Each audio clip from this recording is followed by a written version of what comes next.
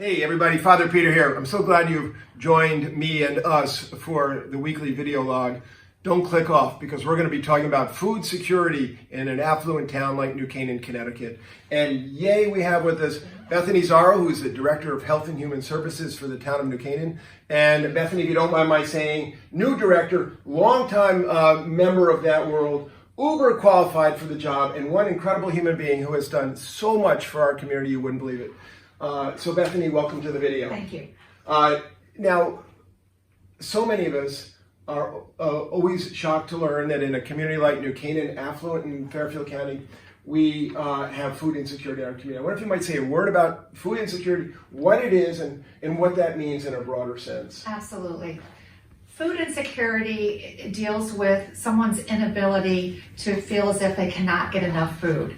For this area, that would mean not enough money, or the embarrassment of having a food card, which would be given by the Department of Social Services to go into a store and have to use that instead of a credit card or cash, is very humiliating and embarrassing. So what we like to do at Human Services, the program has evolved through the years, starting at St. Mark's, it continues today at St. Mark's.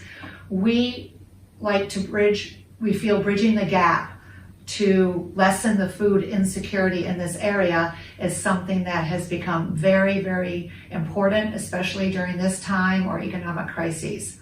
So that the food insecurity, what people do is they come through Human Services. You have to be a New Canaan resident and you have to qualify. A financial assessment is done. It's all done with dignity and respect to the resident. And if they qualify, which very often they do, because the last thing you want to do is to come in and ask for help with food. It's a very humbling experience, and we don't want a stigma to be put with that. We want to help people realize we are so glad they came in for help, because that is why we're here. So at this point in time, since before COVID came, we had about 30 to 40 families that would come every 2 weeks to St. Mark's, and those households would be equivalent to about 130 to 150 individuals living in New Canaan, and that would range from a household of one person to a family of 9. So since COVID, our numbers have increased, and we are now serving about 60 families every 2 weeks, and that's equaling about 170 to 180 individuals. Wow, so much information. Thank you. So beautifully said. Let's take a tour here.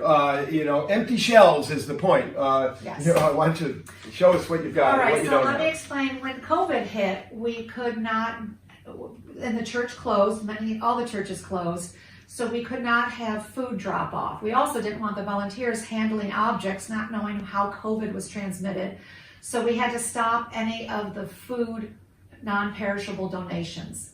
And as a result, we just buy in bulk now. But our inventory has I'm going to gone move down. out of the way so you can just see here the whole Usually thing and these give everybody a shelves tour are here. filled. They're filled, but we're just buying as needed. And so we have a distribution. Next Tuesday is our next distribution. The baskets here that are full, we buy in bulk from Acme Food Store. They donate so many of our meat and protein items. And so we partner with them. And for discounts, they help us shelve our food pantry. We try not to have any waste. So we want them to be selective. They have a right to grocery shop, just like everybody does. So we want them to get the items that they need. And so once the bags are packed, then we send them out to the car, and then they go home and unpack the bags. And one thing to say that we do try to do a lot of products that food stamps does not cover.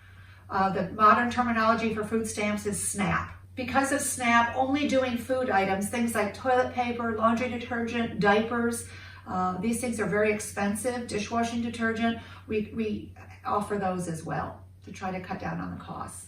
Here, come give us a tour of the other spaces here. So this is the packing room, and then we come here, and when COVID is over someday, this originally was where people came to grocery shop. We had the items on the tables, and with the items, there were bonus items, while someone's bag was being packed with the foods they selected, there were other items on here with fresh produce, dairy products, breads, things like that, that then they could shop for while their bags were being prepared. So this was the large room. We used all the space, and it's very odd to see it so empty now, but we do know it'll be used again. And now show us the overflow room. Speaking of empty shelves, I love it. So the empty shelf syndrome. We have a huge resource that we are not using as much right now. This was the room where when the packing room was filled, this was the overflow of the items that we could not fit in the other shelves, and then they would slowly bring them over in terms of their expiration date. We also have to keep expiration dates in mind. This was filled with fruits, canned fruits, vegetables, cereals, pastas. We had the pasta sauce, the soups. These were all peanut butter and jelly, oatmeal, milk products, boxed non-perishable milk products. We had snacks for kids and the beans and the tomatoes. These were all the bonus items. Everything was just in abundance because of the kindness of the community. So right now we are low just because of the COVID issue and not being able to take the non-perishable food items. So why don't you follow me outside, and I want to show everybody where the drop-off takes place. Absolutely. So now, working with COVID and the church and guidelines from CDC, we're trying to incorporate donations as quickly as possible so that we can get our shelves stocked again. And on Monday mornings from 8:30 a.m. to 10:30 a.m., we have a drop-off right here, right by the food pantry door in this tented area, and you can see somebody did drop off diapers or napkins, yes, and we are this is where they can drop it off on Mondays.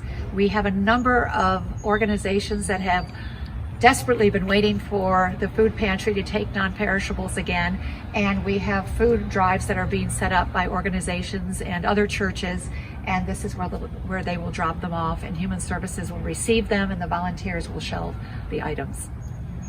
So thank you so much for the description of all that. I wonder if I might just say to everybody, as you know, those of you who are members of St. Mark's, we consider our relationship with you and the community and the food pantry to be part of what we call mutual ministry. Our great desire is to feed people who need food and to bridge the gap, as you talked about. And part of that is the inspiration of the Gospel Garden. Brian Holstein came up with that idea now 11 years ago, and the garden has been an important part of the ministry of our parish and something that we are delighted to be a part of in the community, and to, from down the hill, up the hill, and into here. So the Gospel Garden, I have to say, the clients, they cannot wait until summer, and they always love it when the volunteers from the Gospel Garden, they come up with the boxes full of lettuce and herbs and flowers and radish. There's so many wonderful things, and the smile on their face, because this is fresh produce, and produce is very, very expensive. And we're so grateful when it becomes planting time, because then it's going to be harvest time, and it's absolutely, once again, it helps people not have to buy these expensive items in the grocery store. They can come here. So we're very grateful for the garden, and it's been another great year. And Margaret and Brian and all the volunteers that come over with the boxes of fresh produce, and the smell is amazing. The tomatoes and the cucumbers and the squash. We even get a little pumpkin every now and then in August. Yeah, that's great. Yeah, as you know, our storytelling ministry, it turns out this week that Valerie Whitmer is reading a story supposedly to the younger generation, but all the adults love this, and it's about food insecurity to top it off. Bethany, we're crazy grateful to you. I am grateful. We are. Human Services is grateful. You're really something. You oversee an incredible operation, and you are uber qualified for it with your long-term work here and with Health and Human Services. You're a registered nurse. You have a degree in public health, and you have a degree in economics, and you got a beautiful heart. So way to go for the common good here. So we're thankful to you, and we're thankful to everybody. Folks, also Sunday mornings, those of you who come to our church services, new ones outside, we have grocery carts there. Put your goods right in there. It's an offering that the Lord loves because it really feeds people. He told us to feed people. We're all doing the right thing. Thank you. So peace, blessings, God bless you. And I know you have work to do, so we'll you. wrap it up so you can go do the work that God has given you to do. Thank you. It's been wonderful to talk Thanks. about this.